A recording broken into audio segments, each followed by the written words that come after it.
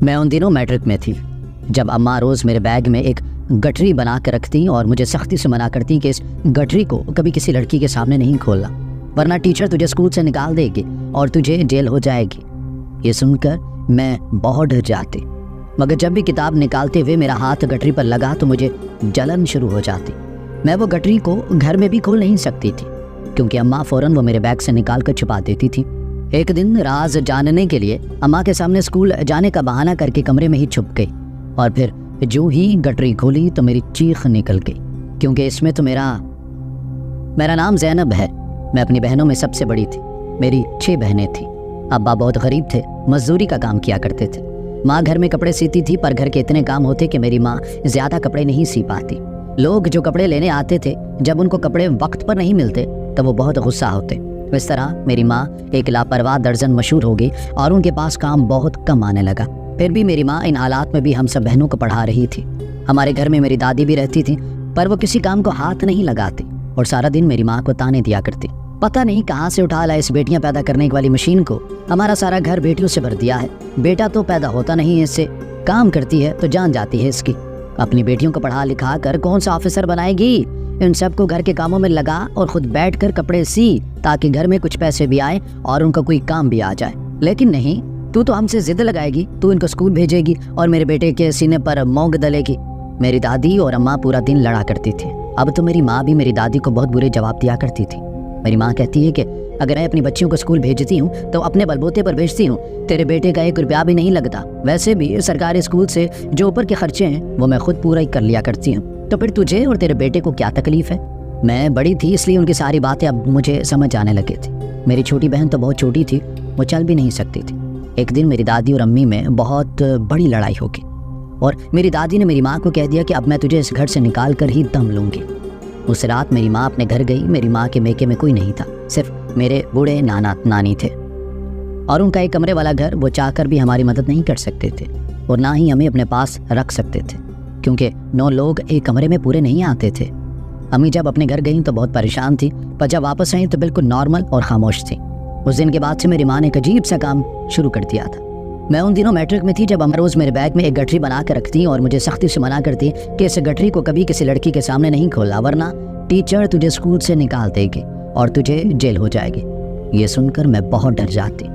میں نے اس گٹری کے بارے میں کبھی امی سے سوال نہیں کیا، ان سے یہ وعدہ بھی کیا کہ میں اس کو کبھی اپنے بیگ سے نہیں نکالوں گی، لیکن کبھی کبھار جب بھی کتاب نکالتے ہوئے میرا ہاتھ اس گٹری پر لگ جاتا تو مجھے میرے ہاتھ میں عجیب سی جلن شروع ہو جاتی۔ میرے ہاتھ پر عجیب سی جلن شروع ہوتی اور پھر مجھے خارش ہونے لگتی۔ دھیرے دھیرے وہ خارش میرے پورے جسم میں پھیلنے لگتی۔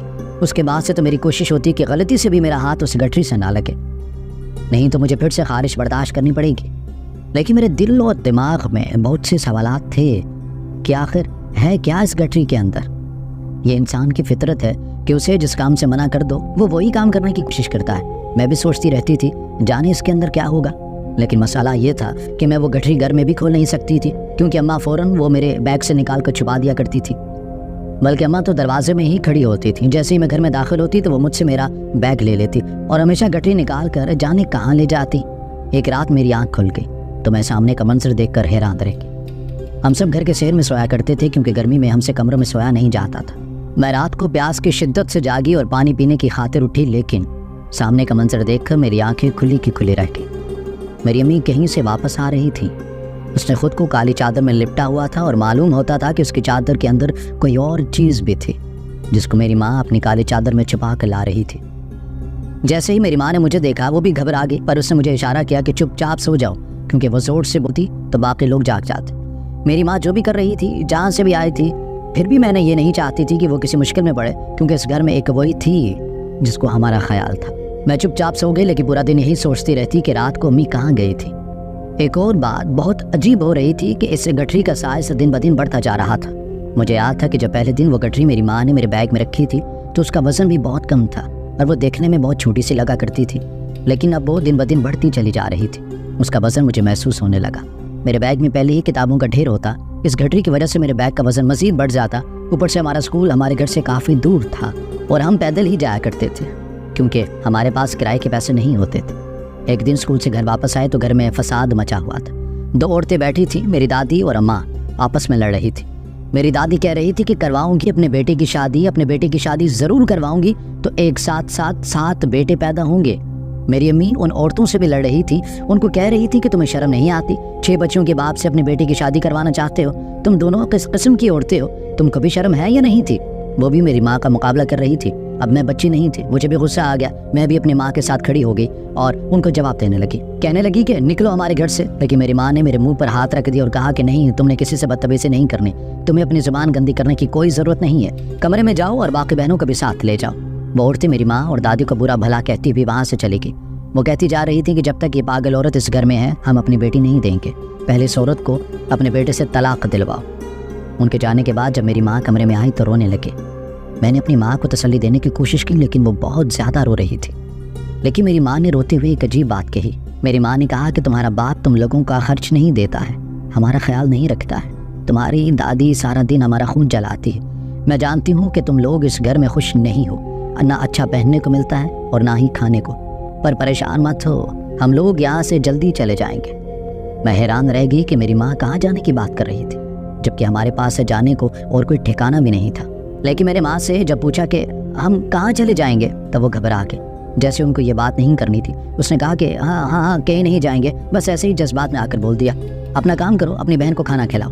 رات کو میں نے اپنے ماں باپ کو بات کرتے ہوئے سنا، وہ بہت آہستہ آواز میں بول رہی تھی لیکن میری چارپائی ان کے قریب تھی۔ میرے بابا میری ماں سے کہہ رہے تھے کہ اگر میں دوسری شادی کرتا ہوں تو اس میں کوئی مسئلہ نہیں ہوگا، تم کو طلاق نہیں دوں گا، میرے گھر پہ ہی رہو گی تم، گھر میں ایک عورت آ جائے گی تو وہ گھر کے کام کرنے میں تیری مدد بھی کرے گی اور ماں کے تانے بھی ختم ہو جائیں گے، وہ بھی اس گھر کا حصہ ہوگی۔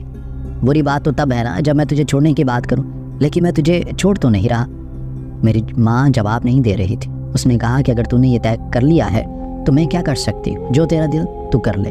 1 مہینے کے اندر اندر میرے والد صاحب نے اس عورت سے شادی کر لی اور وہ ہمارے گھر میں آ گئی۔ میری دادی بہت خوش تھی اور میری ماں کے چہرے پر سے تو جیسے خوشیاں ہمیشہ کے لیے غائب ہو گئی تھی۔ گھر کے حالات بہت برے ہو گئے تھے، گھر میں ہر وقت لڑائی ہوا کرتی، جب بھی گھر آتی تو گھر میں کوئی نہ کوئی فساد بنا ہوتا۔ میری دادی نے اس عورت کے ساتھ مل کر میری ماں کو ذلیل کیا۔ ایک طرف گھر کے حالات ایسے تھے، دوسری طرف وہ گٹھری روز میرے بیگ میں رکھی جاتی جس کا وزن دن بدن بڑھتا جا رہا تھا۔ اب تو میں روز ہی غلطی سے اسے ہاتھ لگا بیٹھتی اور میرے ہاتھ پر خارش ہو جاتی کیونکہ میرے بیگ میں جگہ بہت کم ہو گئی تھی۔ ایک دن چھٹی کے وقت میں کھڑی تھی کہ اچانک میری ساری کتابیں میرے قدموں میں آ گریں۔ گٹھری کے وزن سے میرا بیگ پھٹ گیا تھا۔ سب لوگ میری طرف متوجہ ہو گئے کیونکہ یہ چھٹی کا ٹائم تھا اور سب لڑکیاں ایک ہی جگہ پر کھڑی تھیں۔ میں نے جلدی سے اس گٹھری کو اپنی چادر میں چھپا لیا اور اپنی کتابوں کو اٹھانے لگی۔ میرا بیگ تو ایسا پھٹا تھا کہ اب اس میں کچھ بھی نہیں ڈالا جا سکتا تھا۔ میں نے کتابیں اپنی بہنوں کے بیگ میں رکھیں اور اس گٹھری کو اپنی چادر میں چھپا کر گھر تک لائی۔ گھر آتے ہوئے میرے سارے بدن میں خارش شروع ہو چکی تھی۔ گھر آتے ہی میں نے وہ گٹھری اپنی ماں کے سامنے پھینک دی اور کہا کہ آج اس کی وجہ سے میں بہت ذلیل ہوئی ہوں، اب تو بتا دیں کہ اس کے اندر کیا ہے۔ میں نے تیری قسم کا مان رکھا، آج تک اس کو کھول کر نہیں دیکھا، لیکن مجھے بہت ڈر لگ رہا ہے، کہیں تو کوئی غلط کام تو نہیں کر رہی ہے۔ میری ماں اس بات پر غصہ ہو گئی اور مجھے ایک تھپڑ رسید کر دیا۔ تم ہوتی کون ہو مجھ سے یہ سوال کرنے والی اور اپنی ماں پر شک کرنے والی کہ وہ کوئی غلط کام کر رہی ہے؟ جرت کیسے ہوئی تیری مجھ سے سوال کرنے کی؟ دفع ہو جائے یہاں سے۔ میں حیران اور پریشان رہ گئی۔ ہمارے گھر کے حالات بہت برے تھے۔ اکثر جب گھر کے حالات برے ہوں تو گھر کی عورتیں بچوں پر غصہ نکالتی ہیں، لیکن میری ماں نے آج تک ہم بہنوں میں سے کسی کو بھی ہاتھ نہیں لگایا تھا۔ ہم میں سے بھی ایسی کوئی شرارتی نہیں تھی کہ ہمیں مارا جاتا، پر آج میری ماں نے پہلی دفعہ مجھ پر ہاتھ اٹھایا، اور وہ بھی میرے سوال کرنے پر۔ میرا دل بہت بری طرح دکھا تھا، لیکن میں کچھ نہیں کر سکتی۔ میری سوتیلی ماں اور دادی کی آپس میں بہت دوستی ہو گئی تھی کیونکہ وہ دونوں ایک ہی طرح کی سوچ کی مالک تھی اور میری ماں کو اپنا دشمن سمجھا کرتی تھی۔ یوں تو ہمارے گھر میں کھانے کو پیسے نہیں تھے، لیکن جس دن میرا بیگ پھٹا میری ماں اگلے ہی دن میرے لیے ایک نیا بڑا اور مضبوط بیگ لے آئی۔ میں حیران رہ گئی تھی کہ اتنا مہنگا بیگ لانے کے بجائے اگر ہم سب بہنوں کے لیے کوئی ضرورت کی چیز لے لیتی تو وہ زیادہ بہتر ہوتا۔ میرے اسکول میں ویسے بھی 2-3 دن باقی تھے، میٹرک مکمل ہو جانا تھا، اس کے بعد مجھے بیگ کی کیا ضرورت تھی کیونکہ کالج بھیجنے کے تو ہمارے خاندان والوں کے پاس پیسے بھی نہیں تھے۔ خیر اگلے دن سے اماں نے پھر وہ گٹری میرے بیگ میں رکھنا شروع کر دی۔ اس دفعہ بیگ بہت بڑا تھا تو مجھے مشکل نہیں ہوا کرتی تھی، بہرحال اس کا وزن بڑھتا ہی جا رہا تھا۔ ایک دن میں اسکول سے گھر آئی تو میری ماں دروازے پر نہیں کھڑی تھی۔ آج تک ایسا نہیں ہوا تھا وہ گٹری واپس لینے کے لیے دروازے میں کھڑی نہ ہوئی ہوں۔ میں گھر میں آ گئی اور میری سوتیلی ماں نے اچانک مجھ سے میرا بیگ چھین لیا۔ آج میرے والد صاحب بھی گھر پر موجود تھے اور دادی بھی سین میں بیٹھی تھی۔ اس نے واویلا بچانا شروع کر دیا کہ اس کی ماں نے اسے بیگ میں کچھ چھپا کر دیا ہے۔ میں نے خود صبح اپنی آنکھوں سے دیکھا ہے، پتا تو کرو کہ کیا ہے، آخر کیا چھپا رہی ہے یہ دونوں ماں بیٹی۔ میری دادی نے بھی اس بات کو ہوا دی اور کہا کہ ہاں اب اس کے بیگ کی تلاشی لے لیتی ہوں۔ شور کی آواز سن کر امی بھی ادھر آ گئیں اور بہت زیادہ پریشان نظر آنے لگی۔ مجھے یوں تو نہیں پتا تھا کہ اس گٹری میں اماں کیا رکھا کرتی تھی، لیکن ظاہر ہے کہ جس چیز کو اتنا چھپا سنبھال کر رکھا جائے وہ کسی کو دکھانا نہیں چاہتی ہوں گی، لیکن آج یہ راز کھلنے والا تھا، اور وہ بھی سب کے سامنے۔ میری ماں نے مجھ سے میرا بیگ چھین لیا اور اس میں سے گٹری نکال لی اور سب کو کہنے لگی کہ دیکھو اس میں کچھ ہے۔ میں نے جھوٹ نہیں بولا، میں نے خود دیکھا تھا ان دونوں کو، ابھی پتہ کرتی ہوں اس کے اندر کیا ہے۔ میری امی ایسے کھڑی تھیں جیسے اس کے ساتھ اس دنیا کا سب سے بڑا ظلم ہونے والا ہے۔ میرے بابا بہت غصے میں نظر آ رہے تھے اور میری دادی تو خوش نظر آ رہی تھیں کہ آج کوئی بہانہ بنے گا اور میرے بابا میری ماں کو طلاق دے کر اس گھر سے فارغ کر دیں گے تاکہ سب کی جان چھوٹ جائے۔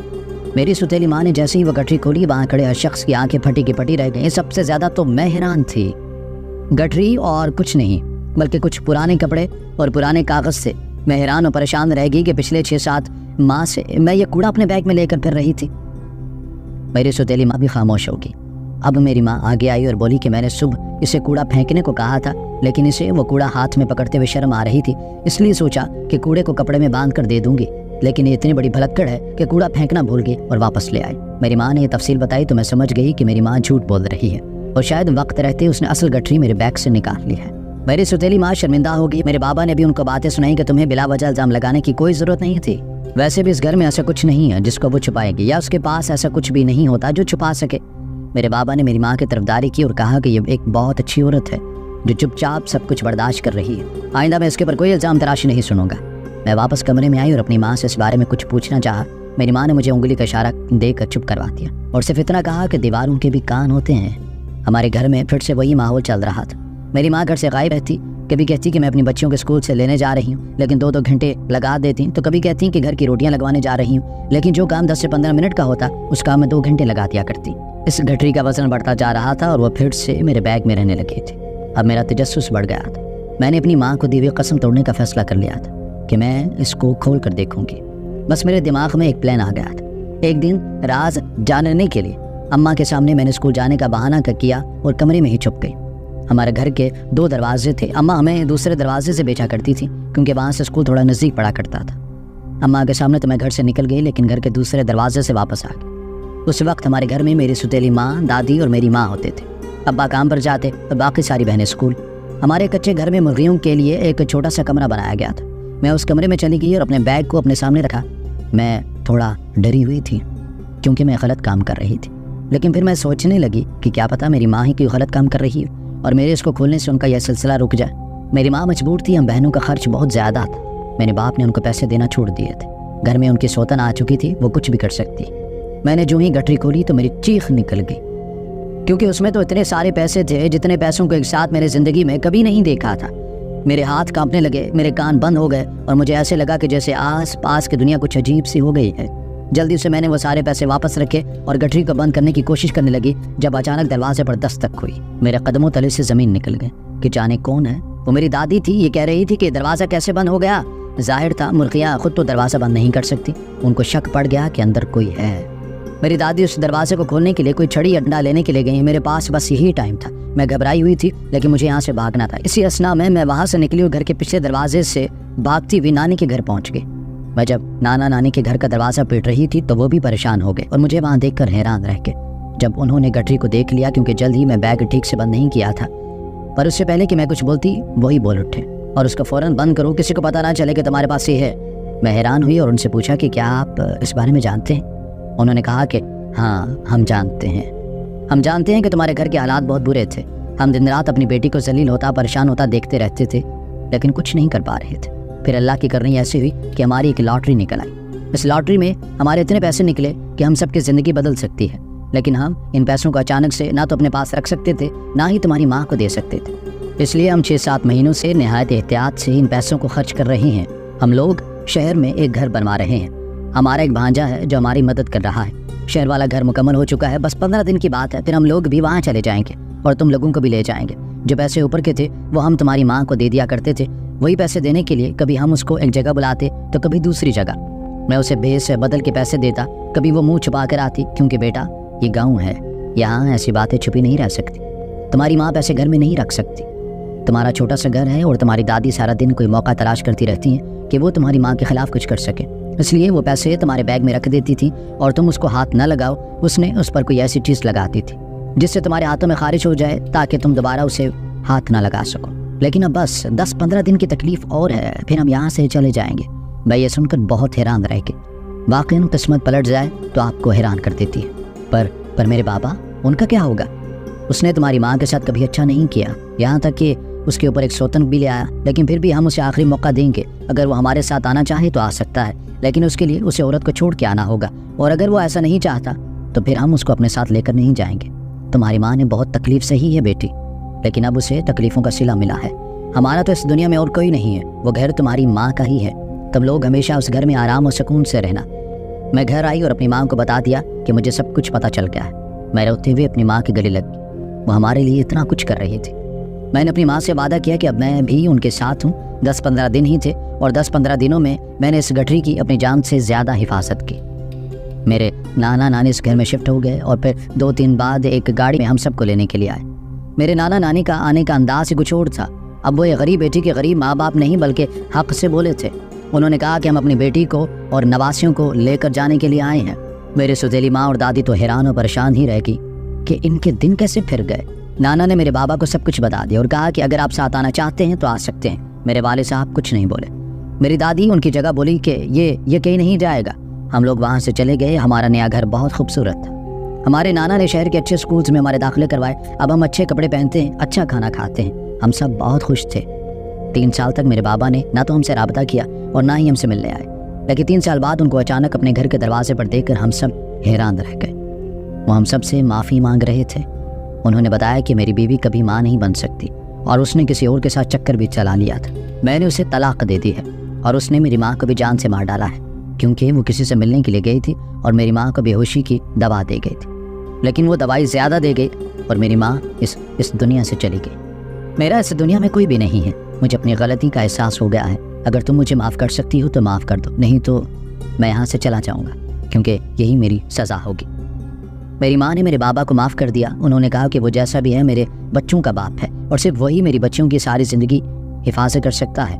اب میرے بابا بھی ہمارے ساتھ رہنے لگے ہیں اور ہماری زندگی بہت اچھی ہے۔ پیچھے مڑ کر سوچتی ہوں تو یقین ہی نہیں آتا کہ ہم کہاں سے کہاں پہنچ گئے۔